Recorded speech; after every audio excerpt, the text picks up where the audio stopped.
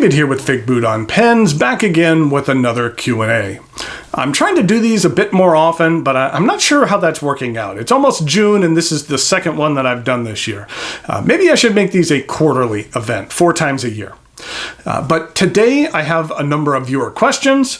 I have a little experiment I conducted in regard to a product that claims to clean ink from your hands, and then I have some viewer mail. In regard to some other events going on, the Triangle Pen Show is coming up this upcoming weekend. Something I'm very much looking forward to. If you are in the Raleigh-Durham area, I would highly recommend checking it out. A little sneak peek in regard to some upcoming reviews. I have a couple of Conklin Mark Twain crescent fillers. This one here is the Clear Demonstrator. Now, it's not my favorite when a Clear Demonstrator is just a cartridge converter pen only. For the most part, seeing a converter is just a bit boring. But this one has a unique crescent filling system, and it's kind of cool to be able to get a look at how everything operates. So this will be coming up here soon. And then something else is a Visconti Homo Sapiens Magma. Something that I'm really enjoying testing out right now. This has an extra fine nib on this pen that I am really enjoying. Next up is a demonstrator from an Indian company called Constellation. And while this Clear converter does have or Clear demonstrator does have a converter in it, here right now you can eyedropper this pen. The looks of this pen are interesting. I haven't inked it up yet. I need to take pictures of it empty before I can ink it up. And then also I have a review of something very different from me, which is a couple of brush pens from Launcher. This is what the brush pen looks like. So this is something that should be a little different and interesting coming up in the somewhat near future. Okay, let's get to a couple of listener questions. First question is from Jason R., who asked, where are your favorite fountain pen places to hang out online? You know what? I have a couple of places where you can find me on a regular basis. On the website Reddit, the subreddit r fountain pens is a great place to check out new products and see what people are getting excited about. There's a wide breadth of contributors, and it's a welcoming community. There's some seasoned folks with extensive collections, and then there's a lot of new users as well. It's kind of fun to see someone get excited about picking up their very first fountain pen and sharing their enthusiasm. I'll put a link to it in the notes below if you want to check out the site. Another place I hang out is the Pen Addict Slack channel. Slack is essentially kind of a real-time chat site. There's a mobile app for it as well. It's a great place to engage in group conversations. And it's also a great place to get questions answered. If you're looking for information, you can't seem to find the answer, folks are more than happy to help you out and not making you feel bad about being a newbie or asking a newbie question. There are a couple of message board sites that are popular as well. There's the Fountain Pen Network as well as the FP Geek forums. I don't frequent those sites on a regular basis, but I do find them useful if I'm doing research. In general, the folks that hang out on Reddit and like the Pen Addict Slack are kind of more of the younger crowd, and the message board tends to attract kind of the more seasoned demographic. It's not always the case, but in general, that's how it is. The next question relates to the fountain pen community as well. It is from Gordon, who asks, what is your favorite thing about the fountain pen community? And, you know, I would say that one of my favorite things is the fact that for the most part, everyone is welcoming, and there is something in it for everyone. Someone on Reddit, like I mentioned, gets excited about purchasing their very first fountain pen, like a Metro, and they lovingly take a nice picture of it and share it with the group, and everyone is positive and supportive. You know, I'm a fairly positive person. Everyone needs to gripe about things from time to time, but I don't like hanging out with a lot of negative influences or folks that kind of gripe and complain too much. And for the most part, folks in our community are real excited about our common interest and really take joy in the accomplishments of others. Whether it be someone purchasing their very first Safari or if they just picked up their first Nakaya. There's something in this hobby for everyone. Okay, next question. This one is from Austin E., who asks, if you could take over any fountain pen company, which would you choose and why? Now, okay, I think it probably wouldn't be a smaller manufacturer. Artistic talents and the skills of a craftsman are not my strong suit. My strengths are more in management and analysis and process improvement. So I'm thinking of more of a larger company, one that has a great reputation but still has some room for improvement. And I think that would be Pilot. I care for their products a great deal, and they do a lot of things right, in my opinion. But they also do some things that leave you scratching your head from time to time, like coming out with their 100th anniversary inks once the anniversary year is over, or the 100th anniversary events as a whole. While having the high-end series of pens was a must for the occasion, it would have been nicer if there was kind of a more reasonably priced celebration model that was more accessible to the vast majority of their customer base. They have regional pricing. You can actually purchase the same pen in Japan for a lot less than you can in the United States. There are also products that are only available in the Japanese market that I feel would do well in other markets. Things like that.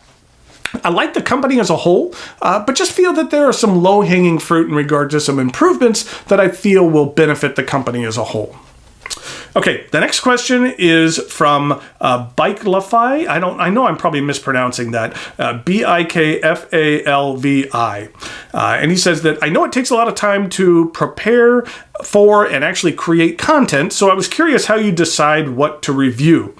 Do you eventually review everything you have received, or have you ever turned down any requests?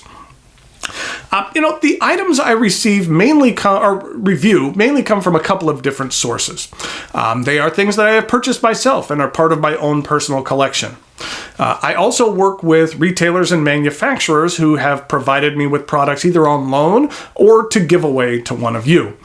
Sometimes I have reached out to these manufacturers or retailers in order to develop relationships, and other times they have reached out to me. You know what? I told it up a while back, and since I began this channel back in October of 2015, that I have worked with 52 different companies. I like to mix things up a bit and work with a wide variety of folks. And as evident by the large number of giveaways that I have, companies and manufacturers have been very generous. I try to turn around reviews in a reasonable amount of time, but currently I do have a bit of a backlog, more than I would like, which is why you've been seeing more than one review a week in some weeks here recently. I'm doing my best to reduce that backlog. I have turned items down for a variety of reasons. Recently I've had a couple of small pen manufacturers just starting out ask that I review their products. And when I mean just starting out, I mean it was just starting out. Like, hey, I made my first pen. Would you like to review it? And in those cases, I encourage the maker to perfect their craft and grow their business. And when they've grown larger and actually have like a retail website and things like that and are ready to take their product to the public, then we can discuss the possibility of a review. There was a company recently that contacted me in regard to a unique ballpoint pen that was featured on Kickstarter. Now, I typically don't review ballpoints. I've done almost 250 reviews, and I believe I've just done one ballpoint. But I also believe that there was just some fundamental design flaws with the pen, some things that I just really would feel would limit the practicality, so I politely declined. Now, what happened was I actually did see this pen featured by a couple of other folks and blogs who later on who actually really enjoyed it, and the flaws that I felt were really obvious didn't really come into play for them, and they actually liked the product. So in that case, maybe my initial feelings on the pen were wrong. So who knows? A question that somewhat relates to the previous one, Joshua asks, what is your favorite part of reviewing pens? I'd have to say that my favorite part of reviewing pens is just producing something from scratch. What you see in these reviews is all me. While it's fun to be a consumer, I find it also fulfilling to produce as well. And it's my way of giving something back to the hobby. Another thing I really enjoy are the personal relationships that reviewing has helped me build. Being involved in this community has really allowed me to significantly expand my social circle to the point where, attending a pen show like the Triangle Show coming up here later this week feels more like a family reunion. And it's something I really enjoy. Next question, Mike asks, do you rearrange your Rubiks Cubes on purpose for the videos? Yes, I do. I like to mix things up a bit. Sometimes the cubes mean something, like they might show the colors of a flag of the country of origin of a product I'm reviewing, or at times I've incorporated the patterns into clues for contests. Lately, while the Carolina Hurricanes hockey team were making a playoff run, I kept them in the nautical hurricane flag design. But most of the time, however, I just have them back there in a random design.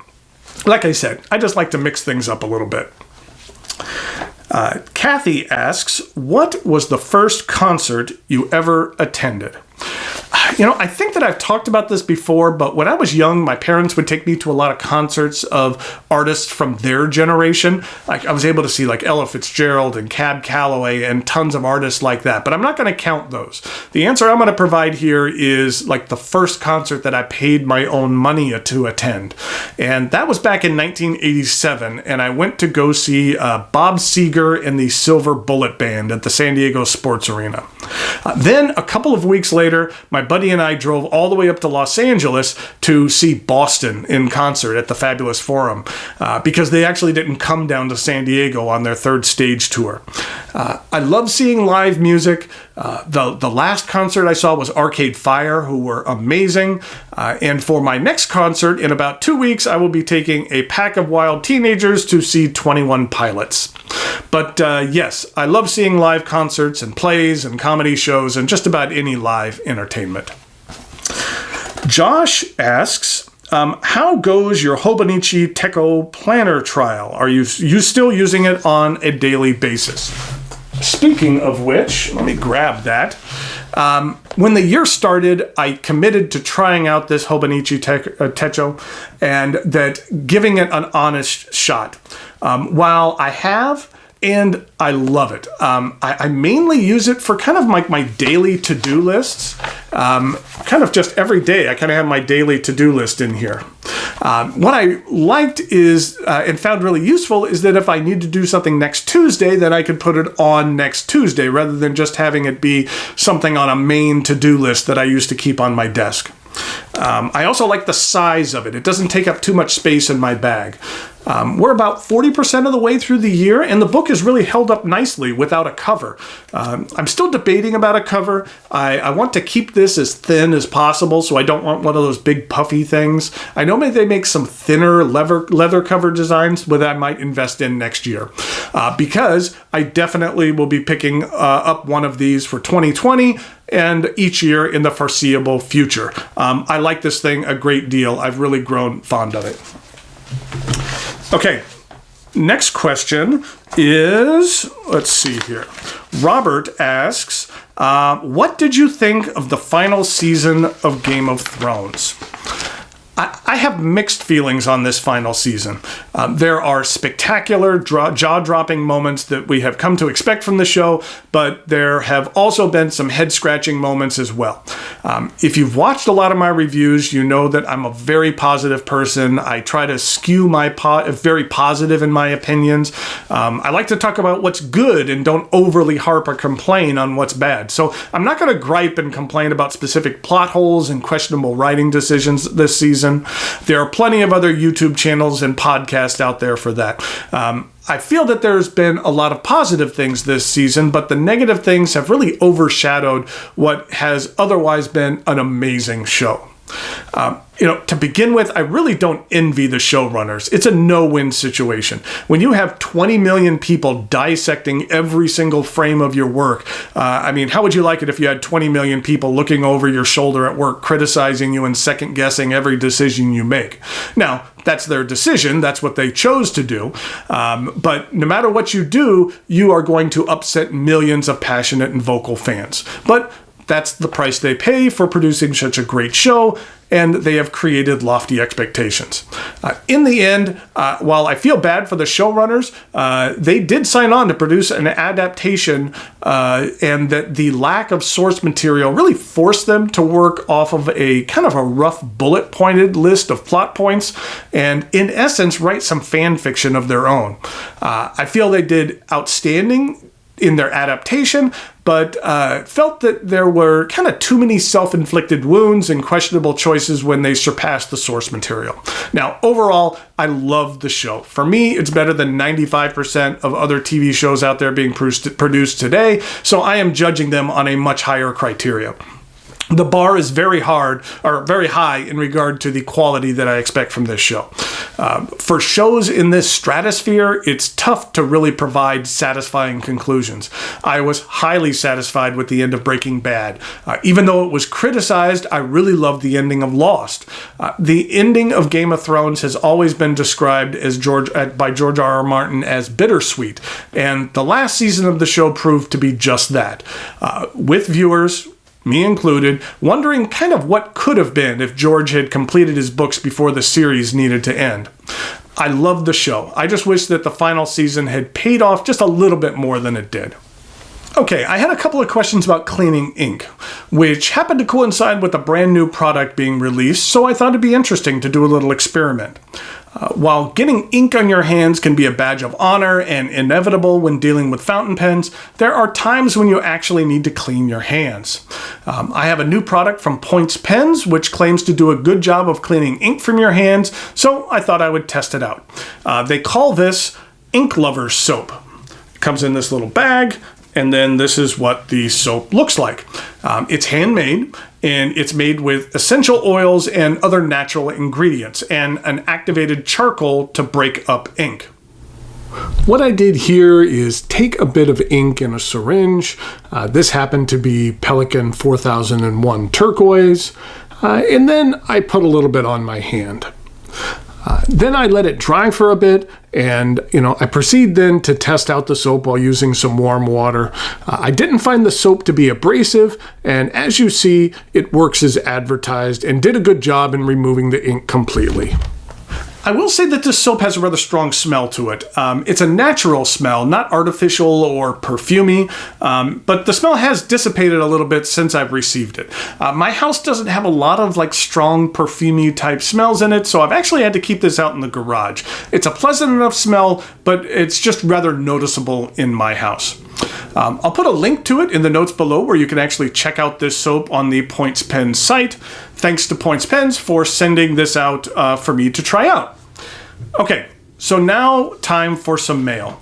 I say this with every mail time segment, but you can find my P.O. Box address in the notes below just about any of my videos on my channel if you should care to write me a letter.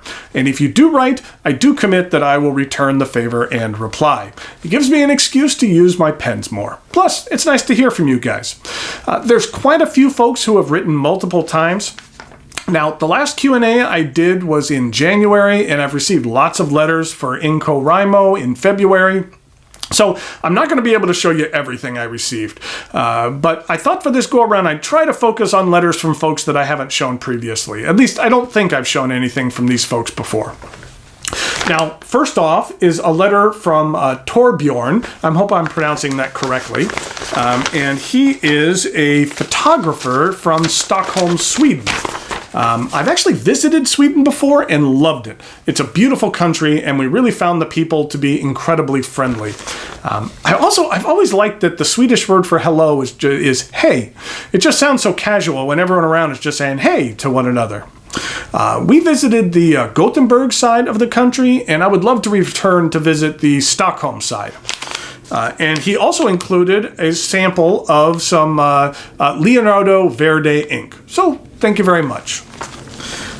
Next up is a letter from Dana from Arkansas. Some nice lettering on the front there. And that she said that her and her husband like to storm chase through the Midwest United States, which is an interesting and daring hobby. She wrote this letter with diamine blood orange. So that's actually a color that I don't have in my collection, so I might need to check that out. Then here we have a letter from Henry in Cornwall, England, who is currently living in London, and that he talks a bit about some of his starter pens that he owns, and then he says, sorry for gushing. And I can understand that reaction. I went through the same period of time where I wanted to share any new acquisition with anyone who would listen. And after a while, I kind of had to stop doing that. So yeah, I didn't want to turn into that guy at work at home, so I had to dial it back a little bit. So I really only now share things with a couple of people, ones who are truly interested. And he added a couple of interesting postcards as well. And one for some surfing spot in England. Not quite sure how the surfing is in England, but I guess there's a spot where you could do it. Let's see. Then I have another letter from England, and this one is from Mick. And he included a nice letter and then a nice pen sleeve that he made. So thanks, Mick. I appreciate that. Then I actually received let's see here, a very nice card from Cindy in Austin, Texas. She included a couple of nice postcards from Austin and was actually considering creating some YouTube content of her own. And I'd say go for it, Cindy. Austin's a cool city. I've been there a couple of times. Oh, okay. And here is something from Amy in Ridgefield, Washington. This is actually how it arrived, all torn up and being held together by this rubber band. There is a card in here with a cute little fox on it, and she included a magnet from Portland. If you send me a magnet or a piece of art, then I'll display it over my shoulder there. Everything up there has been sent in by viewers, and I always like to get little magnets and pieces of art and things like that. Okay, next up we have something from Corby in Omaha, Nebraska. And Corby wants to know how I choose my pens that I take to work with me on each day. I've mentioned this before. I have a spreadsheet that I use to keep track of all of my pen usage, and I rotate through my collection and make sure that everything gets used. Okay, here is a letter from David in Ontario, Canada. For NaCoWriMo, it was, let's see, it was his goal to actually write 2 letters a day, and I hope that went well for him. And he included a nice picture of his dog.